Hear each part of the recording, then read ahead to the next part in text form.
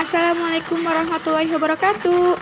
Kami dari kelompok 1 akan menyelesaikan tugas PPKN, yaitu mempresentasikan mengenai hak asasi manusia. Kalian pasti pada kepo kan? Yuk langsung saja kita simak videonya. Apa sih hak asasi manusia itu? HAM ini bersifat universal. Artinya, HAM berlaku bagi semua orang dengan berbagai ras, suku, etnik, agama, dan kedudukan. Menurut Profesor Konjoro Pubranoto, hak asasi manusia atau HAM adalah suatu hak yang sifatnya mendasar. Hak-hak yang dipunyai pada tiap-tiap manusia tersebut dengan berdasarkan kodratnya. Pada hakikatnya, tidak akan dapat dipisahkan sehingga akan bersifat suci. Hak asasi manusia tercipta bukan semata-mata hanya keisengan saja, tetapi HAM hadir dan tercipta karena memiliki tujuan. Tujuan dari HAM tersebut sangatlah mulia. Maka dari itu, kita semua perlu mengetahui tujuan dari HAM. Dan berikut beberapa tujuan HAM yang dapat kita lihat di bawah ini. Tujuan pertama dari hak asasi manusia yaitu dapat melindungi manusia tersebut dari perilaku kejahatan, kekerasan, dan kesewenang-wenangan. Tujuan kedua dari HAM yaitu dapat mengembangkan rasa menghormati dan menghargai antar setiap manusia. Tujuan yang ketiga dari HAM yaitu mendorong tindakan yang telah dilandasi oleh tanggung jawab dan kesadaran agar menjamin hak-hak dari orang lain tidak akan dilanggar.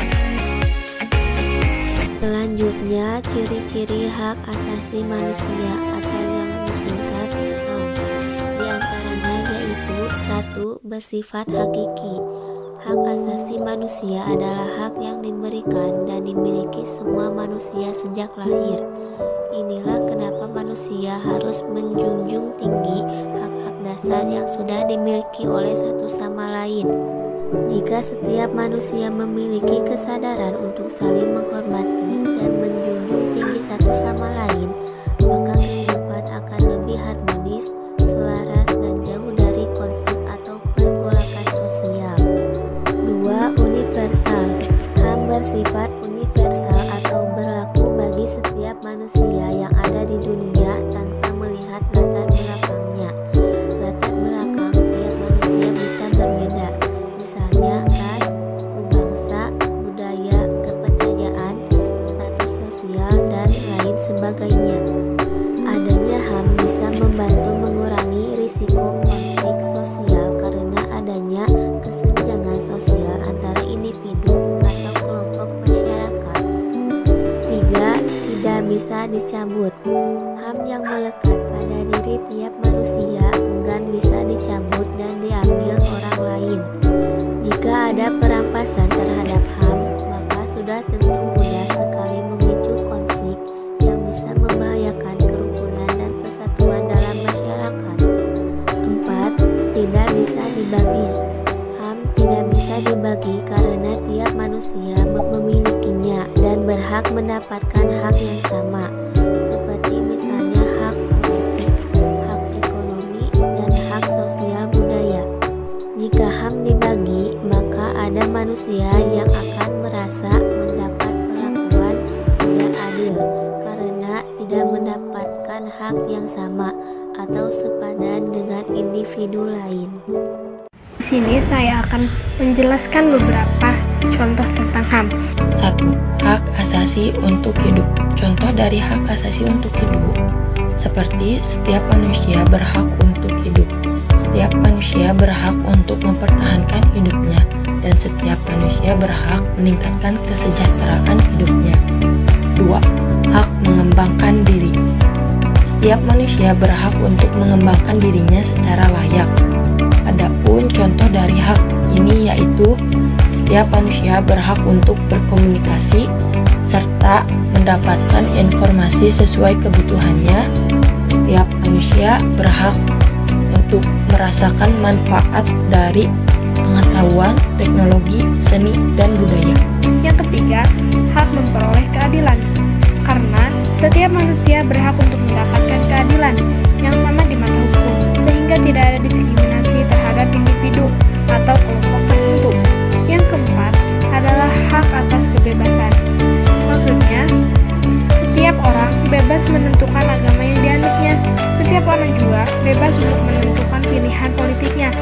Setiap orang juga bebas mengembangkan pendapatnya. Bebas juga untuk menentukan kewarganegaranya.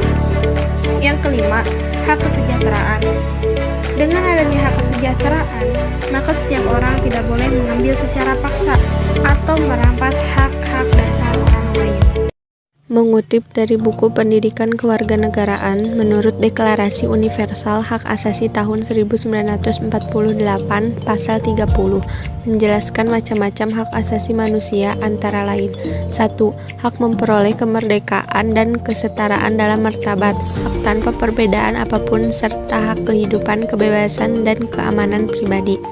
2. Hak tidak boleh dibelenggu oleh peradaban dalam segala bentuknya. 3. Hak untuk tidak diperlakukan dengan keji. 4.